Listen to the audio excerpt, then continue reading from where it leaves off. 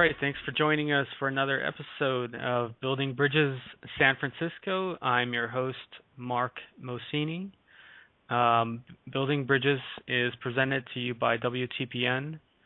And I also have here with me Jerry Davis. Jerry, welcome, and I think it's going to be a great show today. Yeah, I think so too.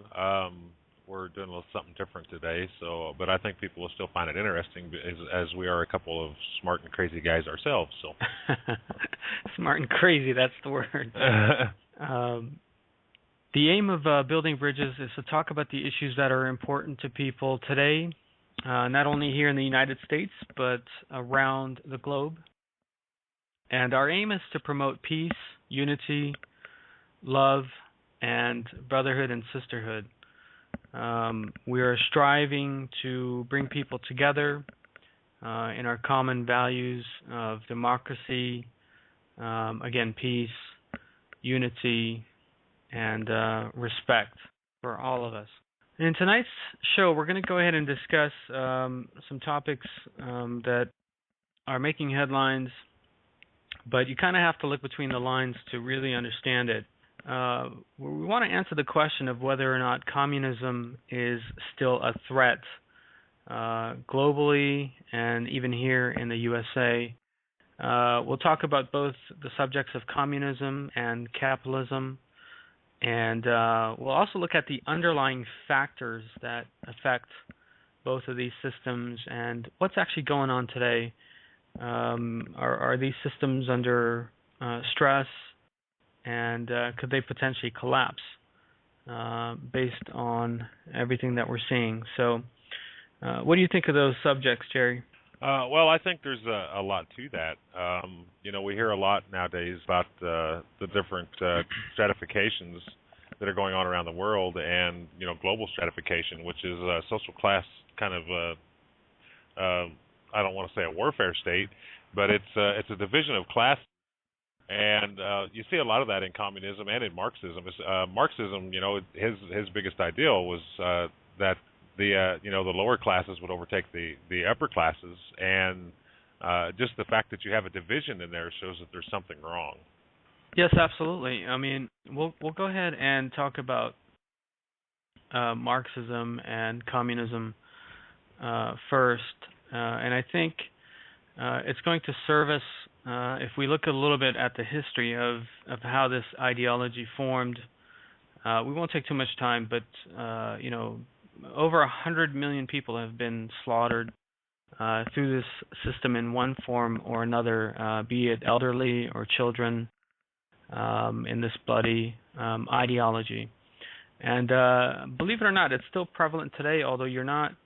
China is probably the biggest example of communism in the world, being the biggest country. But in a stealth form, communism ranges much further than China into what the world has been kind of divided into the Shanghai bloc, which I like to call, and also then you have the NATO bloc, the Western capitalist societies.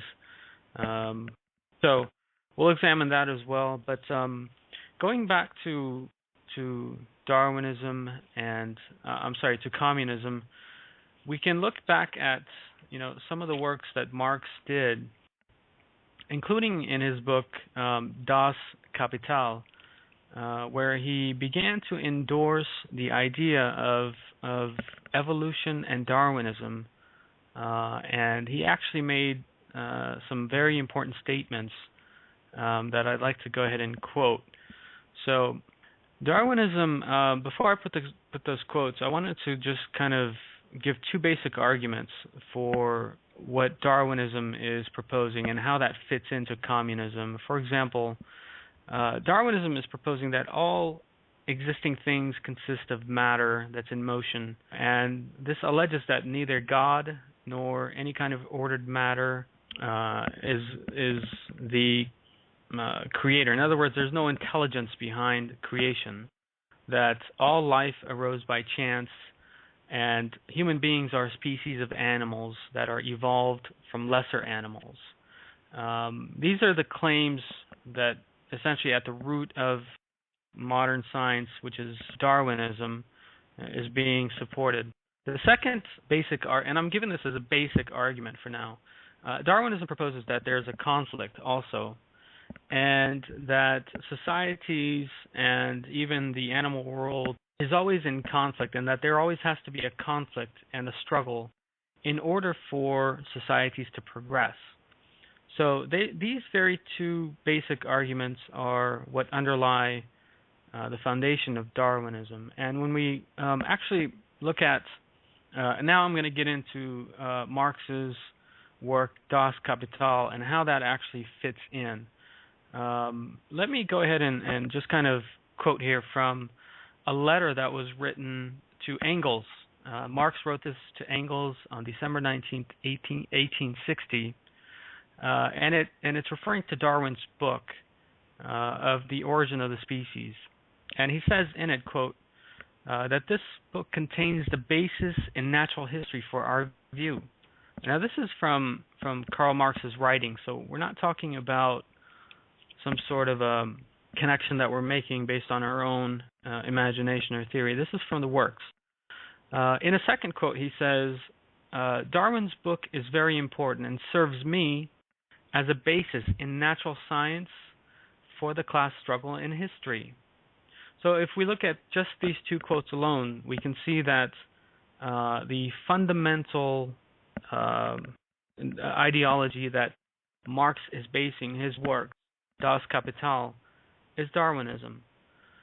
In fact, Engels also admired Darwin, and he goes on, he is quoted as saying that nature is the test of dialectics, and it must be said that in the last resort, nature works dialectically and not metaphysically.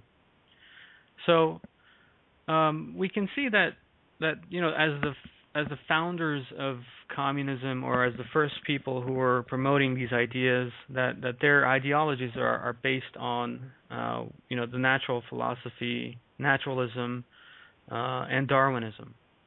And given that definition, now we can understand that in communism, God does not exist, the Creator does not exist. It's a system that is based on basically systemizing people.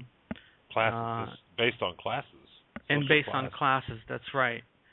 So, you know, I'll let you go on in a minute. I just want to point something out. Yes. For people that, you know, they think, well, Karl Marx is, you know, there's, you know, that's from the past, and what relevance does that have right now? I want to point out that Marx not only influenced what we call sociology nowadays, which is actually a term that was coined by Auguste Comte and his positivism theory, and also by Herbert Spencer talking about Darwinism. But Marx's influence also had such a great effect on the world that even the Wall Street Journal, which is a staunch advocate of capitalism, has called him one of the three greatest modern thinkers, the other two being Sigmund Freud and Albert Einstein. So when you try to think about Marx, you can't think about it in the past, because it is very much here and is very much, you know, right now, and it's going on all over the place. No, I fully agree with that, Jerry. And, you know, as I was saying earlier, that, you know, as we're just kind of going back in history, thinking that, you know, these are systems of the past and they don't, you know, they are no longer a threat. But the reality is that they actually really do matter. And in fact, part of the problem that's going on in Syria is that, you know, you have Syria being supported by Russia and China, who, you know, Russia, although on the surface is showing to be, you know, going towards the West in terms of economics and so forth, but it's still very, very communist, and the same with China. So you have now this standoff there. So we're going to get into this, but you're absolutely right. I fully agree on that. And I want to continue and just say one more thing. Like, you know, you look at Leon Trotsky and Lenin. They were the two architects of the Russian Revolution, and they describe, you know, Darwinism, or Darwin's discovery, as, quote, the highest triumph of the dialectic in the whole field of organic matter. So they were using this philosophy to essentially base their ideas of communism, and then take that, and now they've spread this ideology, and there's a revolution, and they're controlling millions and millions of people, both systematically depriving them of religion, and also basically stratification, social stratification. Yeah, social stratification, yeah. That's a very big part of it. If one goes into sociology, which in itself is theory, 90% of sociology is theory.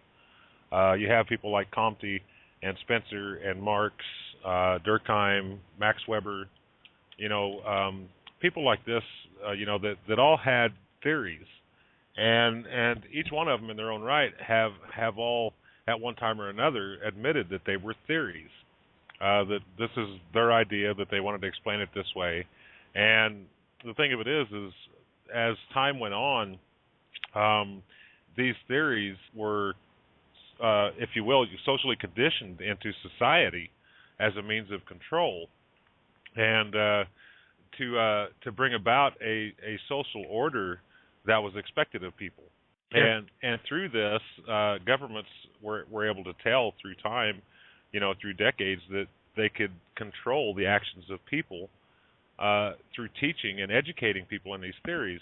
If you're raised in Asia or the Southeast or in the Middle East or in America, and you're raised in those societies, as you grow up, you're going to act and look and think, and you're going to be where you grow up. So without education and without really stepping outside the box, if you will, to learn on your own and your own education as to why these are theories and where they came from, and one cannot really get past the location of where they grew up if they don't reach outside of that to find out.